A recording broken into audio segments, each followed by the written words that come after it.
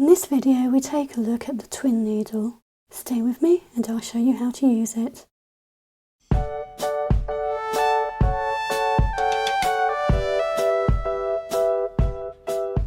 twin needle or double needle has two needles connected to one shank, so we can do 2 rows of stitching at one time. The needles come in a variety of sizes, measured in millimeters between the two needles. The twin needle is generally used for finishing cuffs or hems, especially on jersey fabric. The hem is stitched from the top side, giving 2 rows of top stitching, and underneath, the edge is encased underneath a zigzag stitch. The twin needle can also be used as a decorative top stitch for pleats or pin tucks, and can even be used in embroidery. In this video, we're going to concentrate on finishing a seam. So let's get started. First, we need to take out our regular needle and insert our twin needle.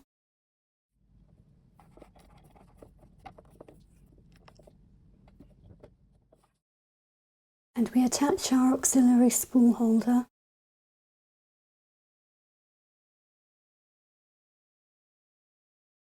If we don't have a secondary spool holder, some spools can go on the bobbin pin, or you can buy a separate spool stand. Either way, we need 2 holders for 2 spools of thread. With the first spool, we thread our machine in the usual way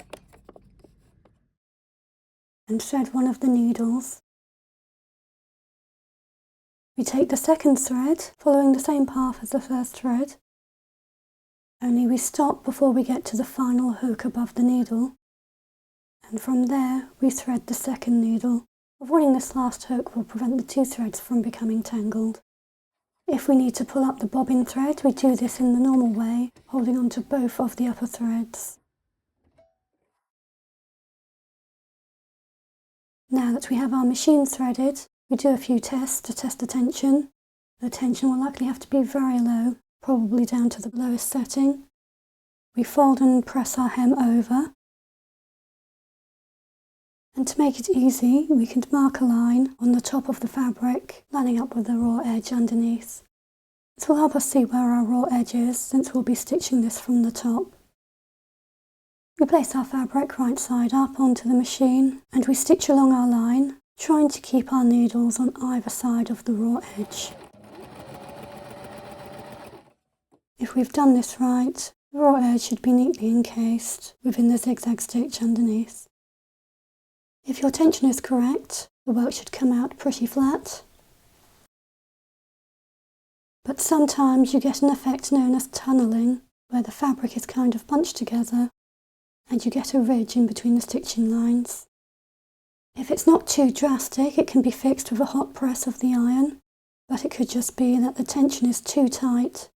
If you already have the upper thread tension on the lowest setting, you might need to adjust the bobbin tension. I have a link in the description to a video where I go into bobbin tension in more detail. And that's how to use a twin needle.